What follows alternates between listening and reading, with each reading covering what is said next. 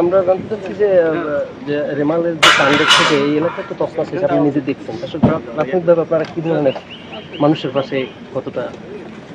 আপনারা জানেন যে ইতিমধ্যেই সরকার রিমেল শুরু হওয়ার এক সপ্তাহ আগে থেকেই কিন্তু সরকারের প্রস্তুতি শুরু হয়েছে। এরই অংশ হিসেবে জেলা প্রশাসকগণকে ইতিমধ্যে 6 কোটি টাকার উপরে বরাদ্দ দেওয়া হয়েছে এবং মাঠ পর্যায়ে ক্ষয়ক্ষতির অ্যাসেসমেন্ট চলছে। ক্ষয়ক্ষতির বিবরণ পাওয়া গেলে এরপরে সরকারের নিকট পর্যাপ্ত চাল, ডিউটিন, অন্যান্য খাদ্য সামগ্রী মজুদ আছে। আমরা জেলা প্রশাসকদের সবার কাছ থেকে তালিকা চেয়েছি, তালিকা পাওয়ার পরে এরপরে সরকার বরাদ্দ দেবে। আরেকটি বিষয় হচ্ছে যে এই এলাকার মানুষ বেড়িবাঁধের কথা বলছে এবং অবশ্যই সেটি আপনারা জানেন যে আগামী 2 তারিখে এ নিয়ে সকল মন্ত্রণালয়ের সমন্বয়ে বৈঠক হবে। সেখানে স্ব বিভাগ তাদের অ্যাসেসমেন্ট করবে যে কার কী পরিমাণ ক্ষতি হয়েছে। এরপরে গভর্নমেন্ট সেখানে অনেক মানুষ স্লোগান দিছিল যে আপনারা চলে আসার পিছনে দিছিল যে ত্রাণ নয়, আমরা টেকসই বেড়িবাঁধ। অবশ্যই আমরাও একমত আপনাদের সাথে। আসলে ত্রাণের চেয়েও বেড়িবাঁধটা বেশি দরকার। তা আপনাদের এই বক্তব্য আমরা সরকারের কাছে তুলে দেব। যে আমাদের এই সম্প্রতি রেমালের আঘাতে যে এই জনপদ যেভাবে ক্ষতিগ্রস্ত হচ্ছে, আজকে আমরা সশরীরে সচক্ষে আমরা এই দেখার জন্য কিন্তু এসেছি, দুর্গত মানুষের খোঁজখবর নেওয়ার জন্য আমরা এসেছি। আমাদের উপজেলা নির্বাহী অফিসার সহ উপজেলা পর্যায়ে যারা আছেন ওনারা কিন্তু, এবং জনপ্রতিনিধি, সংশ্লিষ্ট ইউপি চেয়ারম্যানগণ, ওনারা কিন্তু প্রথম থেকে মানুষের পাশে আছেন। মানুষজনকে আশ্রয় কেন্দ্রে নিয়ে আসা এবং তাদের শুকনো খাবার পরিবেশন করা।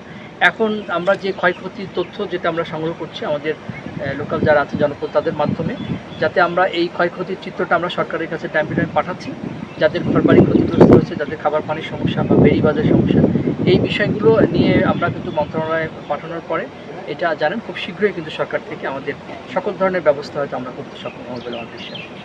স্যার, দুর্গতদের জন্য জেলা প্রশাসনের পক্ষ থেকে কিছু দেওয়া হচ্ছে কিনা?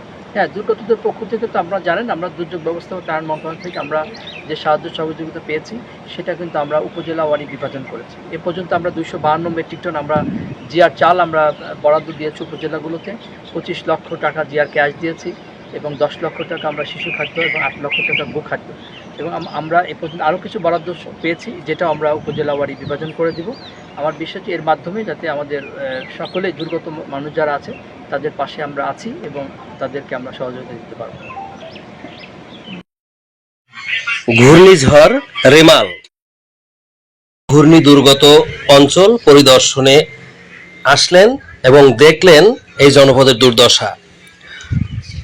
ত্রাণ ও দুর্যোগ মন্ত্রণালয়ের যুগ্ম সচিব রাসেল সাবরিন এবং বরগুনা জেলা প্রশাসক রফিকুল ইসলাম সফরে আসলেন এবং তারা এই জনপদের গণমানুষের বিভিন্ন দাবি, বিশেষ করে বেড়িবাঁধ, ত্রাণ চাই না বেড়িবাঁধ চাই, এ ধরনের স্লোগান সহ বিভিন্ন দাবি দেওয়ার ব্যাপারে সাধারণ মানুষের সঙ্গে এবং স্থানীয় জনপ্রতিনিধিদের সঙ্গে কথা বলেছেন এবং সরকারের যথাযথ কর্তৃপক্ষের বরাবরে জানাবেন এবং এই দুর্ভোগ লাঘবে এই সরকারের সকল ধরনের সহায়তার হাত বাড়িয়ে দেবেন।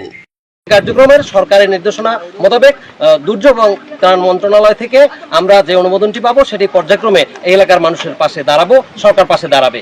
Amal Talukdar, Bangla burn news, Patharghata, Barguna.